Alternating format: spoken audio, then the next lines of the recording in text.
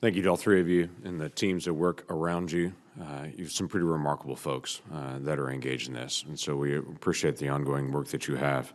Secretary Nielsen, let me start with you. There were some questions that came up on a Bloomberg article just a few days ago about supply chains and the accusation that China, as a government, from the article itself, was working with individuals within manufacturing to put microchips into motherboards that would then get access to all parts of communication and all parts of the American government, including national defense resources. Talk to me about DHS and what you're doing on supply chain management and trying to be able to help protect us from foreign threats. So this is a particularly pernicious threat, as you well know, because it's very difficult for the average citizen, company, or government entity to understand every component that was put into a part or piece of equipment or network that they've purchased.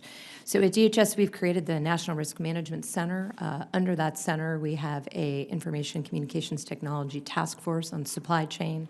We're working very closely with the private sector to break down the supply chain and give them much more awareness on the types of companies they're purchasing from. We provide them intelligence with respect to whether those companies could pose a threat. And certainly within DHS, I have asked for a complete overhaul in the way in which we look at contracting to make sure that any vendor that works with DHS has complied with basic security.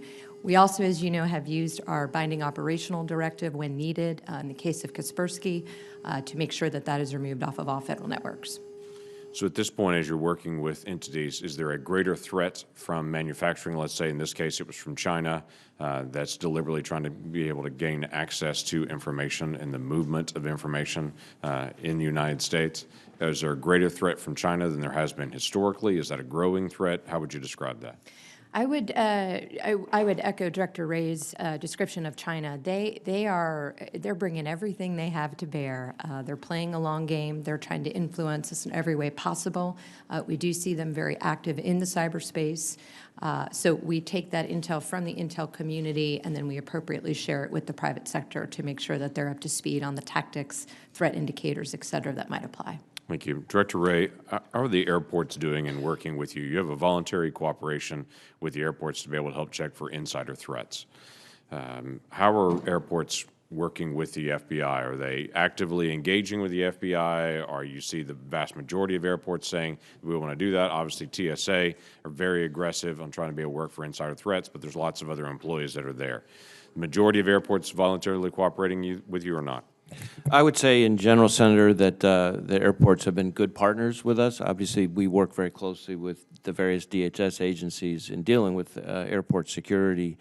But I would say for the most part, we have had pretty good cooperation from the airports. So for airports that have chosen not to cooperate with you, and there are several that have said, you know, we've got it, we'll do our own, what would be the counsel that you would provide to them? I think this is a shared fight, a shared threat, and requires a shared response. Thank you. Secretary Nielsen, let me go back to immigration. You have a very difficult task. It's been interesting to be able to hear the dialogue around this dais today. When you have thousands and thousands of kids that are coming at you, that you're trying to be able to manage and care for, which foreign leaders have come to the United States to be able to look at the facilities specifically to see how their kids are taken care of and have walked away impressed, saying, okay, our kids are being well cared for. They have an understanding from those governments that these individual kids or these families have crossed the border illegally. They've crossed thousands of miles.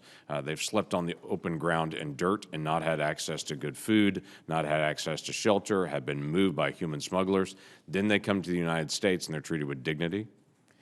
They're put in a place. They're provided food, they're provided shelter, they're provided safety that they've not had, several of them for weeks and weeks and weeks of travel. It's a very different experience. So it's interesting to me to hear the note that and the accusation to you as you're detaining children when you're actually trying to be able to manage and provide care to kids that have not had care, sometimes from their own parents, sometimes at all from anyone for weeks at that point. So I do appreciate what you're doing. You're putting a positive face forward for America to be able to help provide care for kids that are in a vulnerable moment.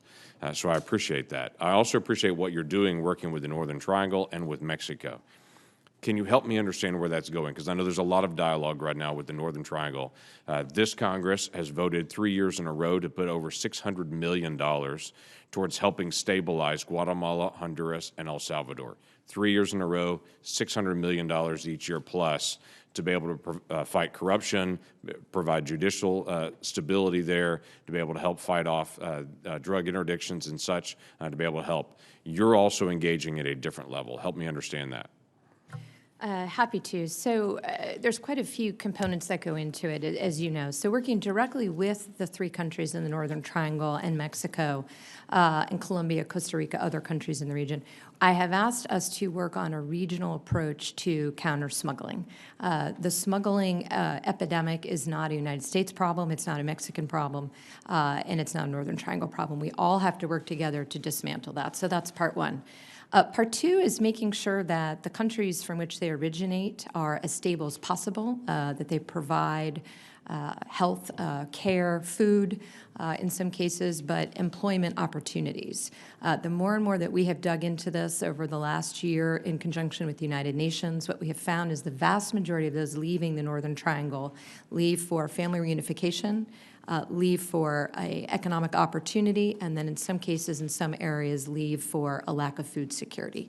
So we're working with the United Nations to increase asylum capacity so that we can take care of those vulnerable populations who do choose to leave as close as possible to that source of origin. I hope to be able to report to this committee soon some great strides forward with Mexico. I've been working very closely with the Peña Nieto administration, but also have had many conversations and trips to Mexico to meet with the López Obrador incoming administration. We have our conference later this week where we hope to focus on both building prosperity in the region with the NGO community and nonprofits, and also to focus on that security. How can we together as a region counter what we have, which is our common cause, which is against the smugglers, against the transnational criminal organizations and the gangs. So it's very complex, but we're pulling it all together to make sure we have a holistic approach. Great. Thank you for that.